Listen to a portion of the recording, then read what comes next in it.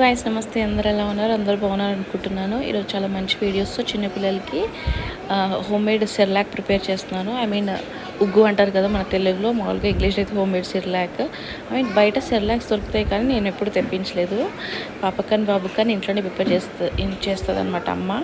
So అమ్మ దగ్గర నుంచి నేను నేర్చుకున్న సెర్లాక్ ఇంకా నేనే నా బాబుకి ప్రిపేర్ చేసేసుకుంటున్నాను. సో అది ఎలా ఏంటో చూసేసేయండి. ఇప్పుడు 11th మంత్ కాబట్టి కొంచెం కొంచెంగా ఇంక్రీజ్ చేసుకుంటూ ఒక్కొక్కరి బాడీ ఒక్కొక్కలాగా సపోర్ట్ చేస్తుంది అనమాట ఫుడ్కి. సో పాపకు ఒకలాగా బాబుకి ఒకలాగానే మా ఇంట్లోనే 2 వర్షన్స్ ఉన్నాయి. పాపకు కొంచెం డ్రై ఫ్రూట్స్ పడేయి అనమాట, కానీ బాబుకి అసలు డ్రై ఫ్రూట్స్ కొంచెం వేస్తే కడుపు ఉబ్బరం అని మోషన్స్ వామిటింగ్స్ అలా అయ్యాయి. సో మంత్గా కొంచెం కొంచెంగా పెంచుకుంటూ వెళ్ళాము. మంత్లో ఫుడ్ స్టార్ట్ చేసినప్పుడు మేము కొంచెం మమ్మీ డ్రై ఫ్రూట్స్ కొంచెం ఎక్కువ వేసి, అంటే పాపకి ఎలా చేసామో అలానే చేసాము.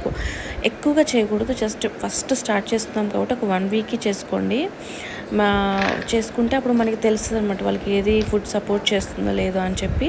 అండ్ ఎక్కువగా పల్సెస్ కూడా ఎక్కువ వేయొద్దండి, ఎందుకంటే కడుపు ఉబ్బరంగా వాళ్ళకి అసలు అరగదు స్టార్టింగ్లో బాబు. సో ఇంట్లో నేను నా బాబుకి ఎలా ప్రిపేర్ చేస్తాను ఈజీగా అండ్ సింపుల్గా చెప్పేస్తాను చూడండి. 4 గ్లాసెస్ రైస్ తీసుకున్నాను. అవి 3 to 4 టైమ్స్ వాష్ చేసుకొని ఫ్యాన్ గాలికి ఆరబెట్టేసేయండి. అవి ఆరో లోపల కందిపప్పు ఒక 1/2 గ్లాసు, పెసర్లు ఒక 1/2 గ్లాసు, పెసరపప్పు ఒక 1/2 గ్లాసు, ఒక 10 బాదము అండ్ ఒక 5 వాల్నట్స్ తీసుకోండి. పిస్తా అవి ఇప్పుడే యాడ్ చేయట్లేదు, బాబుకి పడట్లేదు. సో మీ బాబుకి పడితే కానీ మీరు యాడ్ చేసుకోవచ్చు. అండ్ నెక్స్ట్ వాము కూడా మా బాబు కొంచెం బాడీ మొత్తం హీట్ వచ్చేస్తుంది. సో అందుకని వాము నేను కొంచెం యాడ్ చేసి కొంచెం జీలకర్ర యాడ్ చేస్తున్నాను. అండ్ వస కూడా యాడ్ చేస్తారు, వస కూడా వీడికి పడలేదనమాట. సో అందుకని వాము అండ్ జీలకర్ర అరగటానికి డైజెషన్ కోసం. సో అవి బాగా సిమ్లో డ్రై రోస్ట్ చేసుకోండి.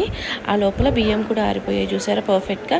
సో ఇప్పుడు మనం బియ్యం కూడా సిమ్లో డ్రై రోస్ట్గా వేయించుకొని పక్కకు పెట్టుకోండి. 2 బాగా చల్లారిన తర్వాత మామూలుగా బరగ్గా అంటే కొంచెం ఎలా అంటే మామూలుగా మెత్తగా పిండిలాగా కాకుండా కొంచెం బరగ్గా మిక్సీకి వేస్తాను నేను బాగా పిండిలాగా. మళ్ళీ కొంతమంది పిండిలాగా వేసి మళ్ళీ ఆ పిండిని కూడా జల్లెడి పోస్తున్నారు.